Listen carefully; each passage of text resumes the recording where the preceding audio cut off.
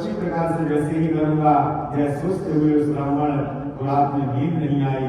तदनंतर प्रातः काल कर सत्यनारायण भगवान का व्रत करूंगा, ऐसा संकल्प करके वह ब्राह्मण भिक्षा के लिए चल पड़ा।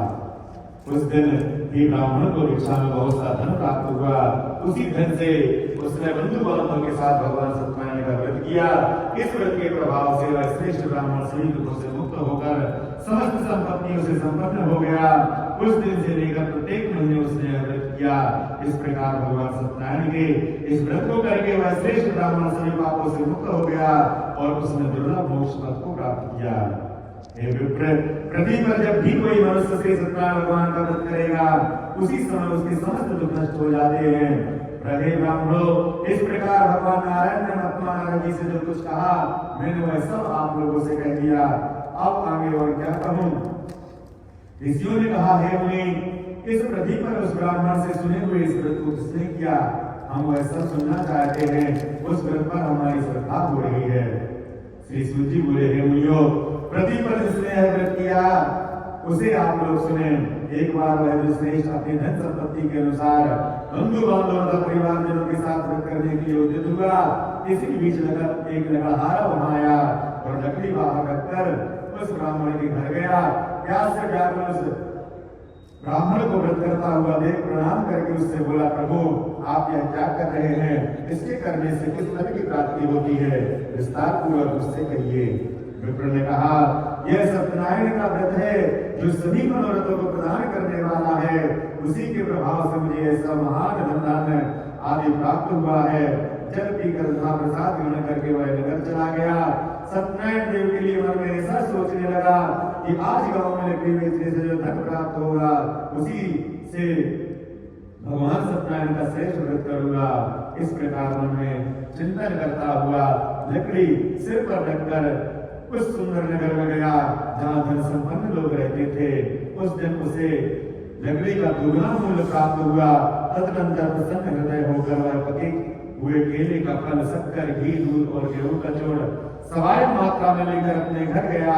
तत्पश्चात उसने अपने बंधु बांधवों को बुलाकर विधि विधान से भगवान सत्यनारायण का व्रत किया। उस व्रत के प्रभाव से वह ब्रह्मपुत्र से संपन्न हो गया और इस लोक में अनेक सुखों का उपभोग कर अंत में वैकुंठ लोक को चला गया। श्री स्कंद पुराण रेवाखंडे श्री सत्यनारायण अध्याय। बोले श्री सत्यनारायण भगवान की जय।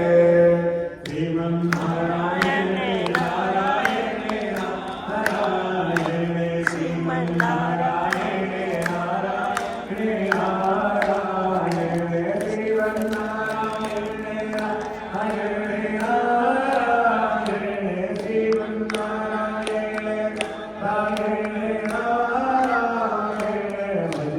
श्रीमन्नारायण नारायण नारायण श्रीमन्नारायण नारायण नारायण। बोले श्री कृष्ण भगवान की जय।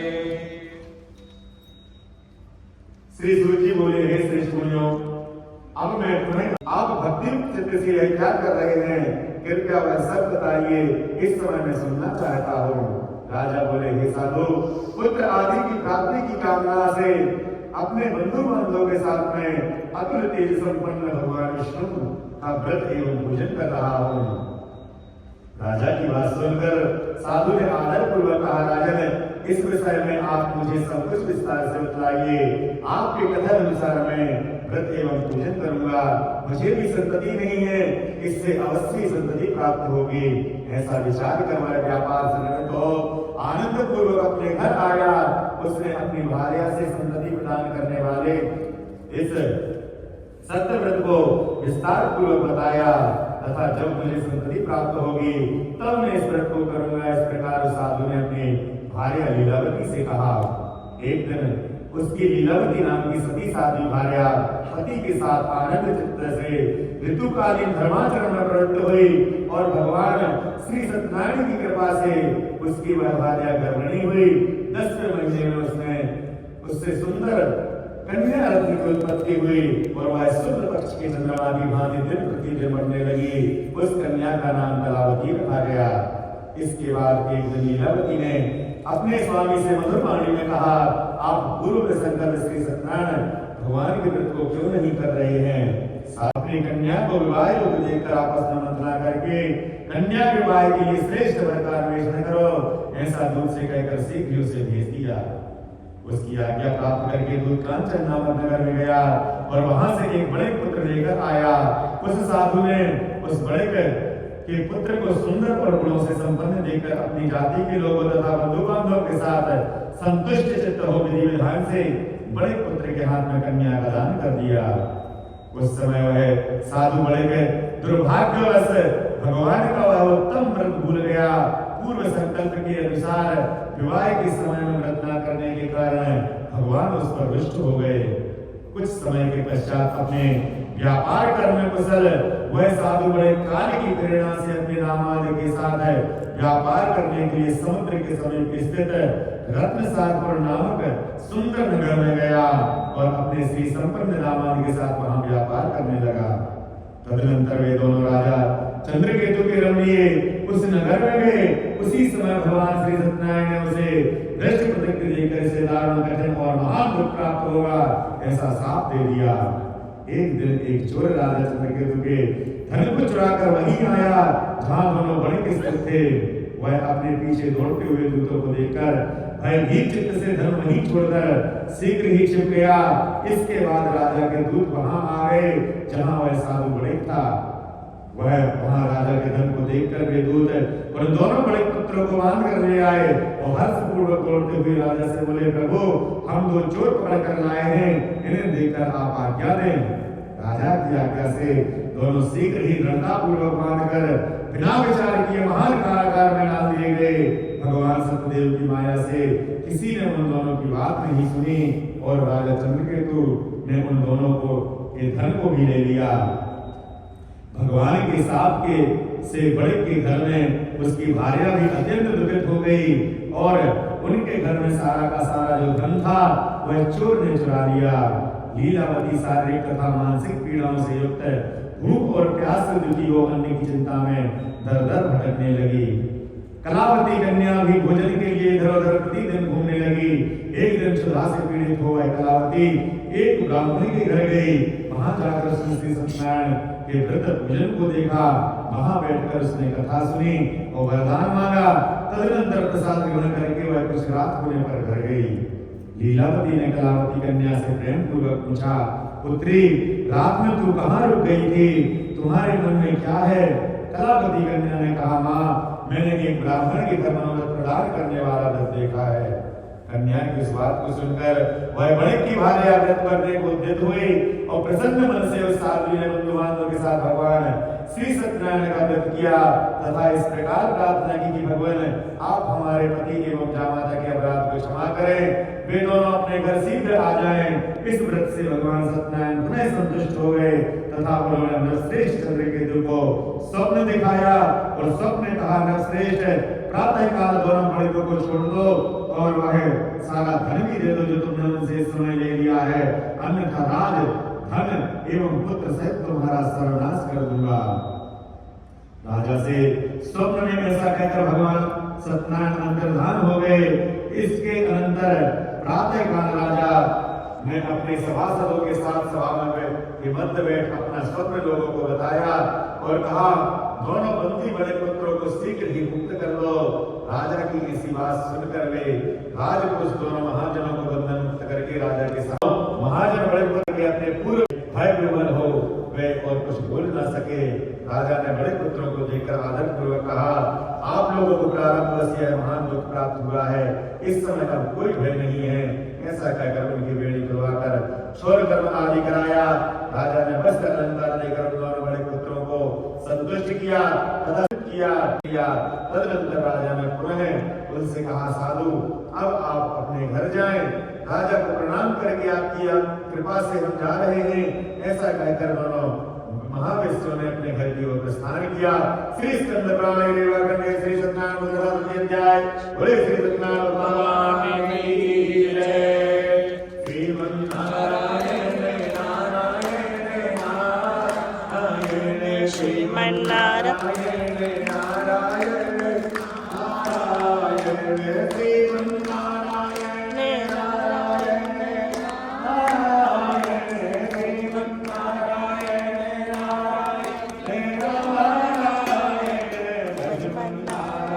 नारायण नारायण श्रीमन्नारायण नारायण नारायण।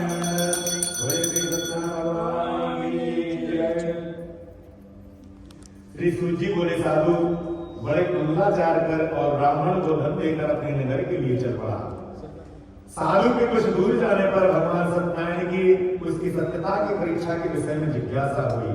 साधु तुम्हारी नाव में क्या भरा है? तब धन के बल में चूर दोनों महाजनों ने अवहेलनापूर्वक हंसते हुए कहा, धन्य ने क्यों पूछ रहे हो? क्या कुछ द्रव्य लेने की इच्छा है? हमारी नाव में तो लता और पत्ते आदि भरे हैं। ऐसी निष्ठुर वाणी सुनकर तुम्हारी बात सच हो जाए ऐसा कहकर दंडी सन्यासी का रूप धारण किए हुए भगवान कुछ दूर जाकर समुद्र के समीप बैठ गए। दंडी के चले जाने पर नित्य क्रिया करने के पश्चात उतराई हुई जल में ऊपर की ओर उठी हुई नौका को देखकर बड़े अत्यंत आश्चर्य में पड़ गया और नाव में लता और पत्ते आदि देखकर मूर्छित हो जमीन पर गिर पड़ा। सचेत होने पर बड़े पुत्र चिंतित हो गया। तब उसके दामाद ने इस प्रकार कहा, आप शोक क्यों करते हैं? दंडी ने ऐसा दिया है, इस स्थिति में मेरी चाहे तो सब कुछ ठीक कर सकते हैं, इसमें संशय नहीं। अतः उन्हीं की शरण में हमें चलना चाहिए, वही मन की इच्छा पूर्ण होगी। दामाद की बात सुनकर वह साधु बड़े पुरुष के पास गया और वहां दंडी को देखकर उसने भक्ति पूर्वक उन्हें प्रणाम किया तथा आदर पूर्वक कहने लगा, आपके सम्मुख मैंने जो कुछ कहा है, असत्य भाषण रूप अपराध किया है, आप मेरे उस अपराध को क्षमा करें। ऐसा कहकर बारंबार प्रणाम करके वह महान सुख से आतुर हो गया।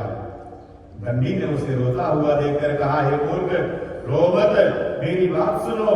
मेरी पूजा से उदासीन होने के कारण तथा मेरी आज्ञा से ही तुमने बारंबार दुख प्राप्त किया है।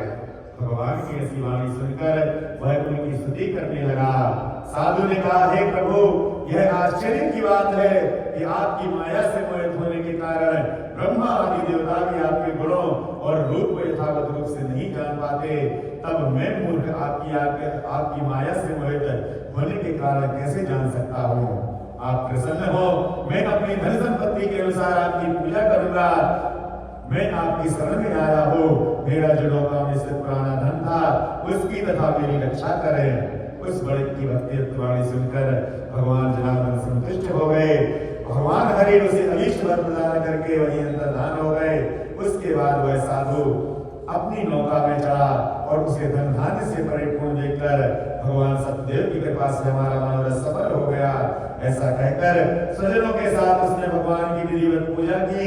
भगवान श्री सत्यनारायण की कृपा से वह आनंद से परिपूर्ण हो गया और नाव को प्रयत्न पूर्वक संभाल कर उसने अपने देश के लिए प्रस्थान किया। साधु ने अपने दामाद से कहा, देखो वह मेरी रत्नपुरी नगरी दिखाई दे रही है। इसके बाद उसने अपने धन के रक्षक दूत को अपने आगमन का समाचार देने के लिए अपनी नगरी में भेजा। तत्पश्चात उस दूत ने नगर में जाकर साधु की भार्या को देखकर हाथ जोड़कर प्रणाम किया तथा उसके लिए अभीष्ट बात कही।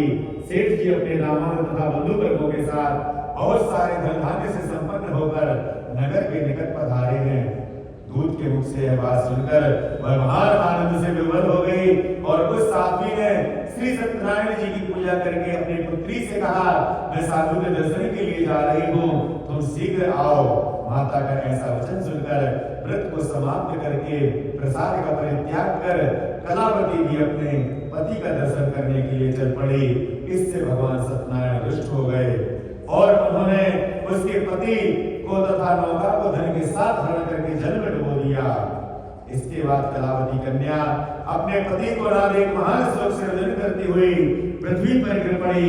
नाव का अरसर तथा कन्या को अत्यंत दुखी देख भयभीत मन से साधु पंडित ने सोचा, यह क्या आश्चर्य हो गया। नाव का संचालन करने वाले भी सभी चिंतित हो गए। तदनंतर लीलावती भी कन्या को देखकर विह्वल हो गई और अत्यंत दुख से विलाप करती हुई अपने पति से इस प्रकार बोली, अभी अभी नौका के साथ दामाद कैसे अरक्षित हो गए, न जाने किस देवता की उपेक्षा से वह नौका हरण कर ली गई, अथवा श्री सत्यनारायण भगवान का महात्मा कौन जान सकता है। ऐसा कहकर वह स्वजनों के साथ विलाप करने लगी और कलावती कन्या को गोद में लेकर रोने लगी। कलावती कन्या भी अपने पति के नष्ट हो जाने पर दुखी हो गई और पति की पादुका लेकर उनका अनुगमन करने के लिए उसने मन में निश्चय किया। कन्या के इस प्रकार के आचरण को देखकर आर्य सहित वह धर्म के साधु बड़े अत्यंत शोक संतप्त हो गया और सोचने लगा, या तो भगवान सत्यनारायण ने यह रामायण के साथ धन धान्य से भरी श्लोका का अपहरण किया है, अथवा हम सभी भगवान सत्यदेव की माया से मोहित हो गए हैं। अपनी धन शक्ति के अनुसार मैं भगवान सत्यनारायण की पूजा करूंगा।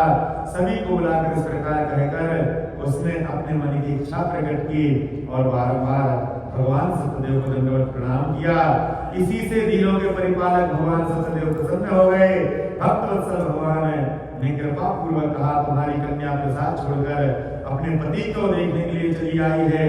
निश्चय ही इसी कारण उसका पति अदृश्य हो गया है। यदि वह घर जाकर प्रसाद ग्रहण करके पुनः आए तो हे साधो, तुम्हारी पुत्री पति को प्राप्त करेगी, इसमें संशय नहीं है। कलावती भी आकाश मंडल से ऐसी वाणी सुनकर शीघ्र ही घर गई और उसने प्रसाद ग्रहण किया। पुनः आकर सुजनों तथा अपने पति को देखा। तब कलावती कन्या ने अपने पिता से कहा, अब तो घर चले, विलंब क्यों कर रहे हैं? कन्या की बात सुनकर बड़े पुत्र संतुष्ट हो गया और विधि विधान से भगवान सत्यनारायण का पूजन करके धन तथा बंधु बांधवों के साथ अपने घर गया। तदनंतर पूर्णमासी तथा संक्रांति पर्वों पर भगवान सत्यनारायण का पूजन करते हुए इस लोक में सुख भोग कर अंत में वैकुंठ लोक को चला गया।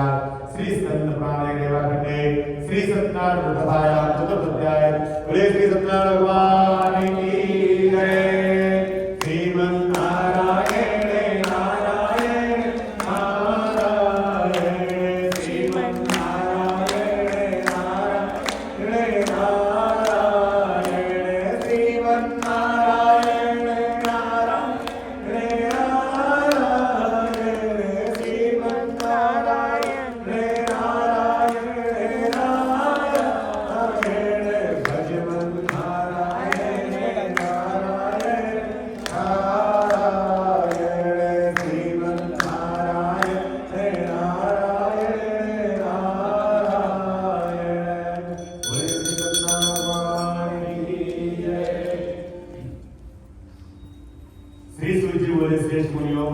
अब इसके बाद में दूसरी कथा कहूंगा, आप लोग सुने। अपनी प्रजा का पालन करने में तत्पर तुंगध्वज नामक का एक राजा था। उसने सत्यदेव का प्रसाद त्याग करके बहुत ही दुख प्राप्त किया। एक बार वह वन में जाकर और वहां बहुत से पशुओं को मारकर वट वृक्ष के नीचे आया। वहां उसने देखा कि गोपगण बंधु बांधवों के साथ संतुष्ट होकर भक्ति पूर्वक भगवान सत्यदेव की पूजा कर रहे हैं। राजा यह देखकर भी अहंकार वश ना तो वहां गया और ना उसने भगवान सत्यनारायण को प्रणाम ही किया। इसके बाद पूजन के अंतर सभी गोपगण भगवान का प्रसाद राजा के समीप रखकर वहां से लौट आए और इच्छानुसार उन सभी ने भगवान का प्रसाद ग्रहण किया। इधर राजा को प्रसाद का परित्याग करने से बहुत दुख हुआ। उसका संपूर्ण धन धान्य एवं सभी सुपुत्र नष्ट हो गए। राजा ने मन में यह निश्चय किया कि अवश्य ही भगवान सत्यनारायण ने हमारा नाश कर दिया है, इसलिए मुझे वहीं जाना चाहिए जहाँ श्री सत्यनारायण भगवान का पूजन हो रहा था। ऐसा मन में निश्चय करके वह राजा गोपगणों के समीप गया और वहां उसने गोपगणों के साथ भक्ति श्रद्धा से युक्त होकर विधि पूर्वक भगवान सत्यदेव की पूजा की। भगवान सत्यदेव की कृपा से वह पुनः धन और पुत्र से संतुष्ट हुआ, संपन्न हो गया तथा इस लोक में सभी सुखों का उपभोग कर अंत में वैकुंठ लोक को प्राप्त हुआ। श्री सूत जी महाराज कहते हैं, जो व्यक्ति इस परम दुर्लभ श्री सत्यनारायण भगवान के व्रत को करता है और पुण्यमयी तथा फल प्रदायिनी भगवान की कथा को भक्ति युक्त होकर सुनता है, उसे भगवान सत्यनारायण की कृपा से धन धान्य आदि की प्राप्ति होती है। दरिद्र धनवान हो जाता है, बंधन में पड़ा हुआ बंधन से मुक्त हो जाता है, डरा हुआ व्यक्ति भय से मुक्त हो जाता है। यह सत्य बात है, इसमें संशय नहीं। इस लोक में वह सभी की फलों को भोग प्राप्त करके अंत में वैकुंठ लोक को जाता है।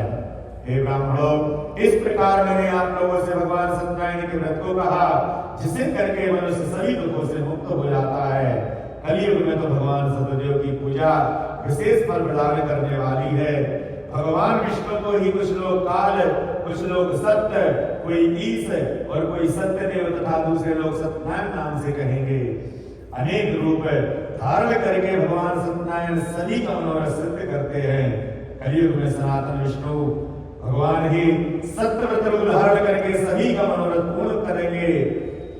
हे श्रेष्ठ मुनियों, जो व्यक्ति नित्य भगवान सत्यनारायण की इस व्रत का कथा को पढ़ता है, सुनता है, भगवान सत्यनारायण की कृपा से उसके सभी पाप नष्ट हो जाते हैं।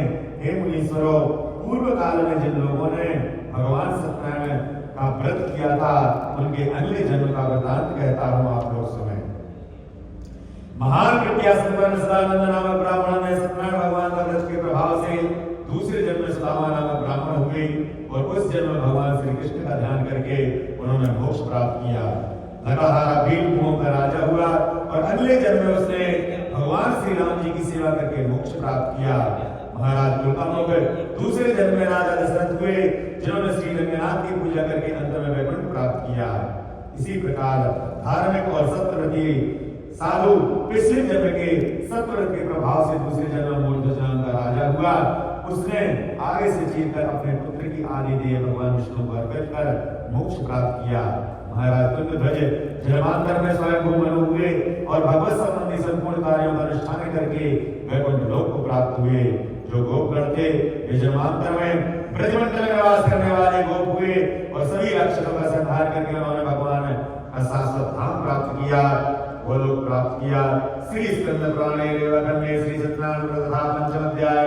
श्री सत्यनारायण भगवान की जय।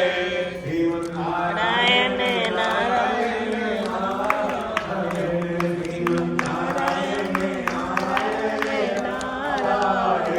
श्रीमन नारायण नारायण नारायण श्रीमन नारायण